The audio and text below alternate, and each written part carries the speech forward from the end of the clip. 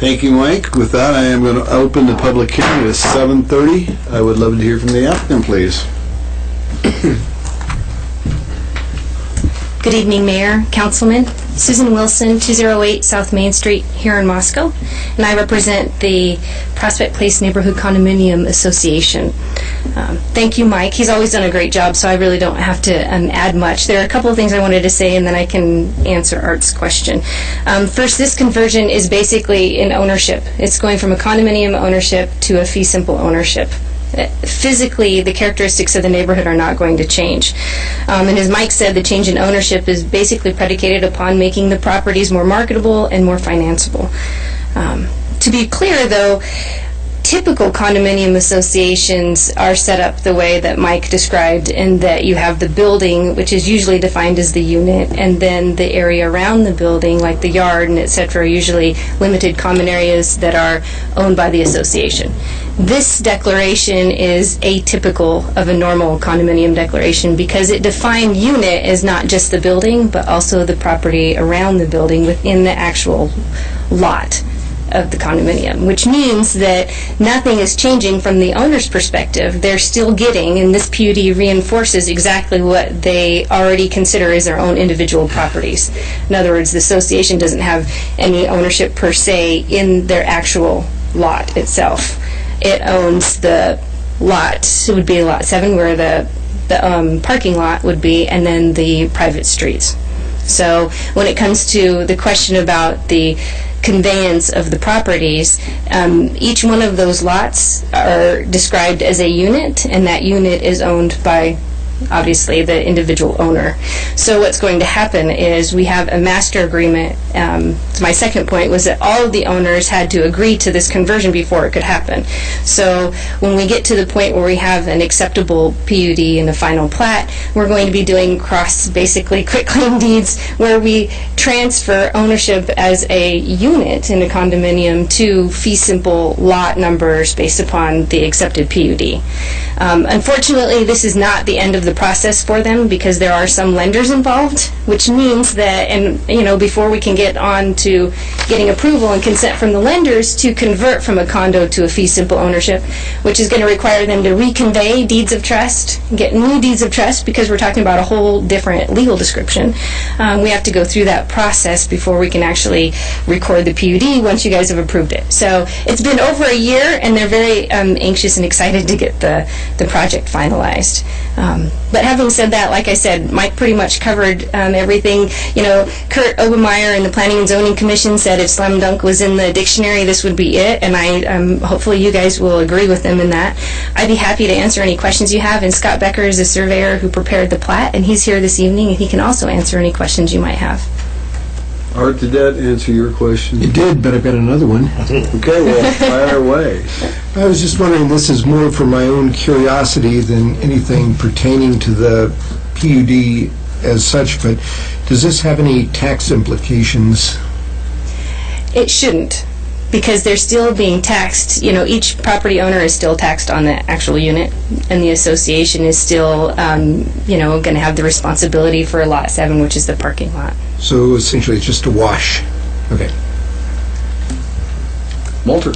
Just to have you say it one more time, the condo association will dissolve or go away. A homeowners association will be created, and the homeowner association will own the parking lot and the streets. Yes. And be responsible for maintenance of both. Yes.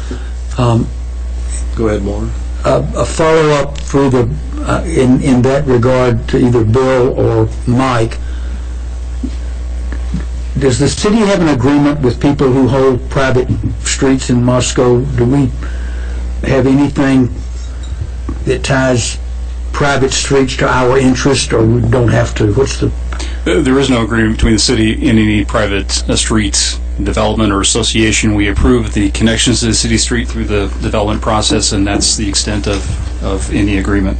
Okay, so what they're proposing to do here is among themselves. That's correct. Thank you. Other questions for Susan?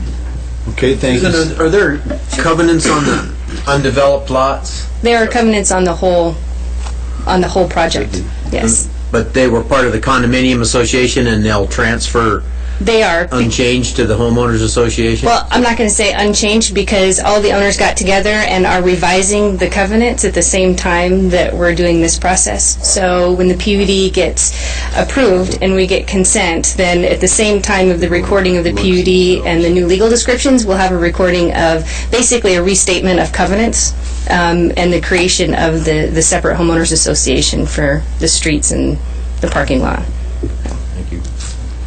Okay, thank you, Sue. We may You're call welcome. you back up, but we'll move on. I would Thank take testimony in favor of this. Please come up, state your name, and we will allow you 3 minutes.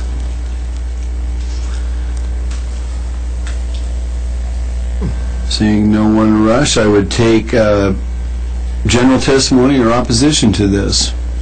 Please step forward and state your name.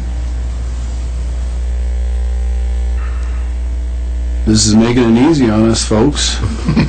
No one rushing, so I am going to close the public hearing at 7:36 and turn it over to council. John, you were liaison to planning and zoning when this was brought forward on the 22nd of April. Yeah, planning and zoning, with the help of Mike Ray, looked at this thoroughly and came to the conclusion that, as was stated, that there's not going to be really any changes other than the availability of the people that own the individual houses and the property around them to either refinance or to sell.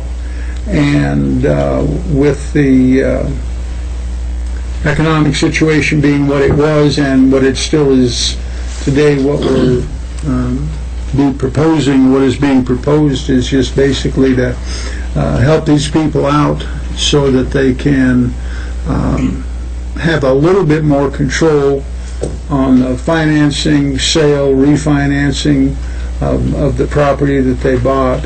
And the planning and zoning was totally in favor of it, and the city staff is in favor of it, and as a member of the council, I'm fully in favor of it. Okay, and I just want to remind the council that we're going to, there's two things that we're going to vote on. The PUD, which is the planned unit development, for anybody out there that doesn't understand what that is, and then the second, the preliminary plat. We'll also have to vote on the relevant criteria for each one of those. So as we go along, we should take the PUD first, because that is what staff has set us up for. So, Dan. Mr. Mayor, I would make a motion that we approve this planned unit development. I'd second that. Okay, I got a motion by Dan and a second by Wayne to approve the PUD as it is brought forward to us, correct? Yep. Further discussion before I call roll? I'd just like to say that I think it makes for a nice cleanup of some rather difficult circumstances, and the owners have my sympathies as they wade into real estate law and try to patch things back together, but I think this does a good job of cleaning up some deficiencies. Okay, with that, I'll start to roll with you, Walter. Aye. Aye. Aye. Aye. Okay, 6-0. Should we talk and discuss the relevant criteria for the PUD? Mr. Mayor, I would make a motion that we accept the reasoned statement of relevant criteria and standards. I believe they were adopted on May 4th. I know they're signed on May 14th by the chairman of the Planning and Zoning Commission. Okay. I second that.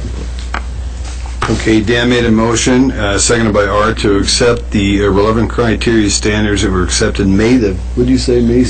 May 14th by the Planning and Zoning. I will start to roll with John. Aye. Aye. Aye. Aye. Aye. Okay, we'll move on to that. So the PUD is passed with its relevant criteria. Now we need to talk about the preliminary plat. I'll let someone else do it. I've been doing all the heavy lifting here today. Okay, so who wants to take all right? You want to take a lifting, are you? Yeah, I'll lift it. I'd make a motion to approve the preliminary plat for the Prospect Place addition with no conditions. Second. Okay, we have got a motion by Art, a second by Jim Boland to approve the preliminary plat for Prospect Place Edition with no conditions. Any discussions before we move forward? Start to roll with you again, Walter. Aye. Aye. Aye. Okay, the preliminary plat has moved forward. Now we'll talk about the relevant criteria standards for the preliminary plat. Everybody's looking at you, Art. I know, but I don't have the date right in front of me. I was the 14th as well. No, I would move acceptance of the relevant standards and criteria adopted by Planning and Zoning and signed on May 14th for the Prospect Place preliminary plat. Second. Okay, we've got a motion by Art, a second by John Weber to approve the preliminary, or the relevant criteria standards for the preliminary plat for Prospect Place Edition with no conditions. I will start the roll with John. Aye. Aye. Aye. Aye. And I. And that is done, so